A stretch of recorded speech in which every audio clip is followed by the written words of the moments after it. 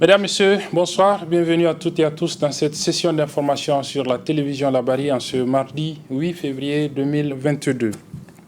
Le président de la Confédération helvétique, Ignacio Cassis, est en visite dans notre pays depuis hier.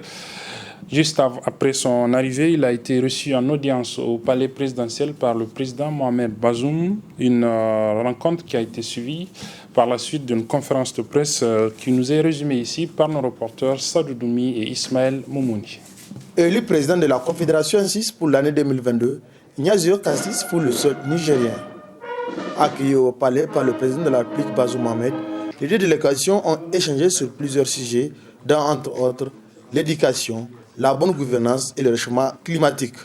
Après cette réunion élargie avec leurs collaborateurs, les deux chefs d'État se sont retrouvés en tête à tête à huis clos avant d'animer un point de presse au cours duquel Ignacio Cassis dresse l'objet de sa présence au Niger. Nous sommes ici de manière triprésidentielle, avec une délégation triprésidentielle, justement pour souligner l'importance de cette première visite présidentielle, pour symboliser la fraternité avec ce pays, notre présence depuis 44 ans qui accompagne le développement dans des hauts et des bas, on le sait, et nous voulons saluer cet élément qui a été rappelé avant, d'une transition démocratique qui, pour la première fois, a eu lieu l'année passée.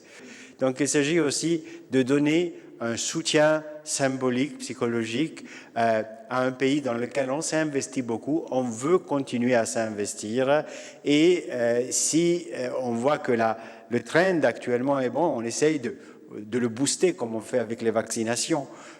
Donc, on veut donner un peu de force dans ce sens. Pour sa part, le président de la République du Niger salue son homologue suisse, car c'est pour la première fois qu'un chef d'État suisse foule le sol nigérien, avant de rappeler l'étroite collaboration qui existe entre ces deux nations. Vous avez été toujours à nos côtés, même quand la situation de notre pays avait pu être difficile et justifier que certaines ambassades quittent le Niger.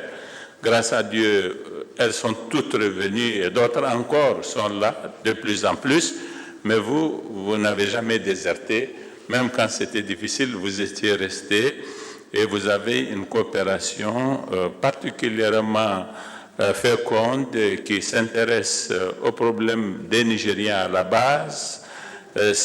Votre sphère d'intervention, elle est, comme nous l'avons constaté, dans tous les secteurs où il est question de population et de leurs problèmes, vraiment, développement rural, agriculture, hydraulique, assainissement, éducation nationale, formation professionnelle, décentralisation. Vous êtes un champion sur les questions de gouvernance en rapport justement avec la décentralisation. Questions humanitaires, vous êtes là également particulièrement actif et vous accompagnez le Niger dans l'ensemble des défis auxquels il est confronté. Le chef d'État suisse est accompagné de cette mission qui va durer plusieurs jours par le président du Comité international de Croix-Rouge CICR et le président du Parlement suisse. Cette délégation va effectuer plusieurs visites à l'intérieur du pays. Le ministre de la Justice a procédé a présidé ce matin la cérémonie officielle de rentrée solennelle des élèves avocats. C'était au niveau du centre de formation professionnelle des avocats du Niger. Ils sont au total 24 élèves qui composent cette promotion qui a effectué donc sa rentrée ce matin. Le résumé de la cérémonie avec nos reporters Chebou Guisso et Nafissatou Yahaya. Ils sont au total 24 élèves avocats issus d'un concours organisé par le barreau à intégrer ce matin à travers cette rentrée solennelle le Centre de formation professionnelle des avocats du Niger, CFPA. Une première dans l'histoire du barreau au Niger et c'est l'université suisse UMEF qui a l'honneur d'accueillir cette première promotion d'élèves avocats. Accueillir cette cérémonie est un grand honneur pour notre université qui se positionne pour un partenariat professionnel avec le barreau du Niger et le centre de formation professionnelle des avocats du Niger. La formation dans laquelle vous vous engagez est une nouvelle page que vous ouvrez après vos différentes formations dans vos universités de provenance. Et je n'ai aucun doute, vu la qualité du corps professoral prévu pour cette formation, que cette formation répondra à vos attentes. Nous sommes très intéressés de vous accompagner à le faire avec notre réseau d'experts. Le CFPA a pour vocation d'assurer la formation continue des avocats afin d'assurer un service juridique de qualité pour répondre aux défis actuels et futurs du marché du droit, dira le bâtonnier de l'Ordre des avocats du Niger en prenant la parole. Ces élèves avocats suivront des cours de 6 mois et stage d'imprégnation en juridiction en cabinet de 3 mois, à l'issue desquels ils passeront l'examen pour l'obtention du certificat d'aptitude à la profession d'avocat qui leur ouvrira la voie du stage d'avocat.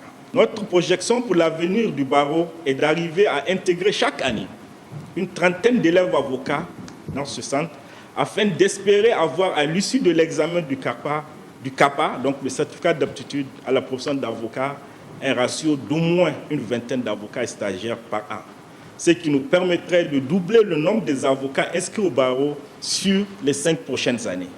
C'est dire que ce centre contribuera non seulement à assurer la relève au barreau, à répondre aux besoins des citoyens en assistance judiciaire, mais également à résorber le chômage des jeunes en offrant des opportunités de carrière aux jeunes juristes qui épouseront la vocation de la profession d'avocat. C'est pourquoi le ministre de la Justice, garde des Sceaux, a rappelé que ce centre rentre dans la droite ligne de la politique du gouvernement visant à doter l'administration d'un personnel compétent capable de relever les multiples défis liés au développement du Niger. Nous fondons donc l'espoir qu'avec la création de ces centres, un nombre de plus en plus important de jeunes avocats viendront augmenter les rangs au barreau chaque année. Aux jeunes avocats, soyez studieux et sérieux dans l'apprentissage. Vous avez non seulement le privilège d'accéder à ce noble métier, mais aussi celui de constituer la première promotion de ces centres. Je vous demande donc d'assumer la lourde responsabilité de prêcher par l'exemple, afin de susciter auprès de ceux qui viendront après vous l'amour de ce métier pour une justice de qualité dans notre pays. À noter que cette première promotion des élèves avocats est baptisée Promotion Kelesi Tahirou, le premier Nigérien à devenir avocat dans les années 1976 et le premier bâtonnier de l'ordre élu en mai 1988. Et puis demain, vous le savez, les élèves et étudiants du Niger vont commémorer le 32e anniversaire de la tuerie du 9 février 1990. Vous vous souvenez des événements au cours desquels 3 étudiants ont été abattus sur le pont Kennedy par les forces de l'ordre. Comme chaque année, donc, cet anniversaire est marqué par des manifestations pacifiques qu'organise l'Union des scolaires nigériens pour encore et toujours réclamer justice pour ces 3 martyrs. Demain, ils ne dérogeront pas à la règle. Je propose à cet effet de suivre le secrétaire général du comité directeur de l'USN, M. Mokhtar Amadou Moumouni. Le thème de cette retenue pour ce 32e anniversaire est la résilience des scolaires nigériens face à l'extrémisme violent. Le saviez-vous que le Sahel en général et notre pays en particulier se retrouve dans un contexte à la fois caractérisé, n'est-ce pas, par une insécurité due au terrorisme et, n'est-ce pas, par une insécurité au niveau des différentes frontières. Et cela n'est pas sans conséquence lorsque nous constatons à l'est, à l'ouest, au sud du pays, des réfugiés de tout genre venus pour occuper notre territoire. Cela est inquiétant. Lorsque nous voyons nos militaires tomber sur le champ d'honneur et de bataille, cela est inquiétant. Lorsque nous voyons des scolaires nigériens intégrés, n'est-ce pas, et ces terroristes-là, pour soit les informer ou bien soit batailler à leur côté, cela inquiète. Vous vous rappelez, lorsque l'ancien président Issoufou Mamadou est parti à Paris pour la manifestation de Charlie Hebdo, vous vous rappelez des manifestations violentes qui ont caractérisé ce pays ici à Niamey, à Maradi et à Zender. Tout cela aujourd'hui nous pousse à appeler les scolaires à être résilients face à l'extrémisme violent. Voilà pourquoi le thème retenu pour cette année est la résilience des scolaires nigériens face à l'extrémisme violent. L'appel, il est très simple et il est clair. Nous sommes dans un contexte caractérisé par une insécurité grandissante, tant à l'intérieur qu'au niveau même de la capitale, parce que je ne vous apprends rien par rapport à ce qui se passe actuellement. Nous comptons en tout cas faire tout pour manifester de façon pacifique, mais en même temps en respectant, n'est-ce pas, les règles de sécurité dictées par le gouvernement. Et pour ce faire, j'appelle l'ensemble des militantes et des militants à se responsabiliser et à faire aussi, à être des ambassadeurs pour d'autres. Parce qu'en dehors des étudiants, nous avons aussi des lycéens, nous avons des collégiens de la 6e à la terminale qui ne comprennent pas les injures. Et là, il faut qu'on les appelle, n'est-ce pas, à leur responsabilité. C'est une marche qui est pacifique, ce n'est pas une marche violente. Il faut qu'on minimise au maximum les infiltrations. Parce qu'avec tout ce qui se passe, effectivement, il ne faut pas qu'on dise que aujourd'hui, les lycéens a donné un mot d'ordre et qui finalement a eu des infiltrations. Nous allons maximiser en tout cas pour qu'il n'y ait pas d'infiltration.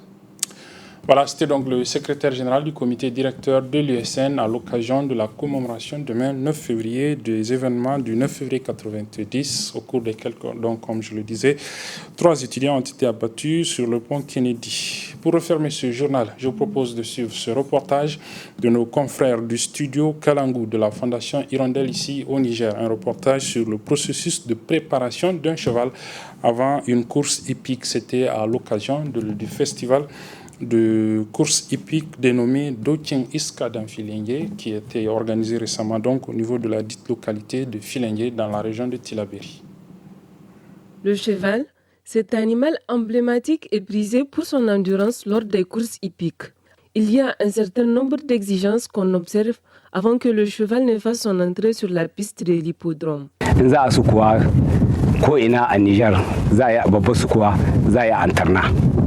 menene manufa antarna don ka ayi dogen dawaki mene don ana akwai masu ba dawaki kwaya to sai a kawo shi tun 15 kamar yau za a sukuwa tun jiya 15 sai a kawo shi kwana antarna sai 16 za a sukuwa a hidda shi ta shi mu za mu kula da su masu su kawo su shigo za mu fuyen su wanda bai shigo da bai wani abu ba sai mu bai shi kama dokin shi mu rika shi su mun kai su can gaban maya inda aka dan musirdi za su tashi da far.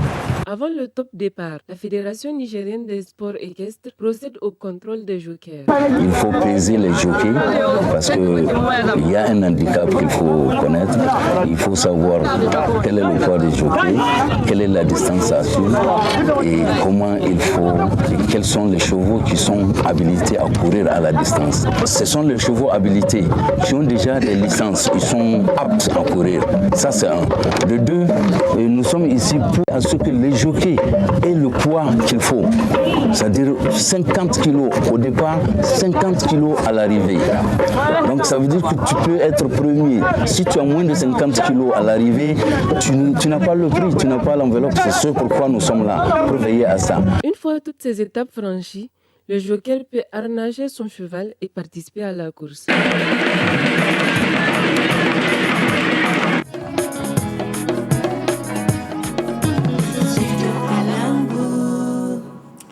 Voilà, c'est sur ce que se referme cette édition, mesdames et messieurs. Merci de l'avoir suivi. Très bonne suite des programmes sur la télévision.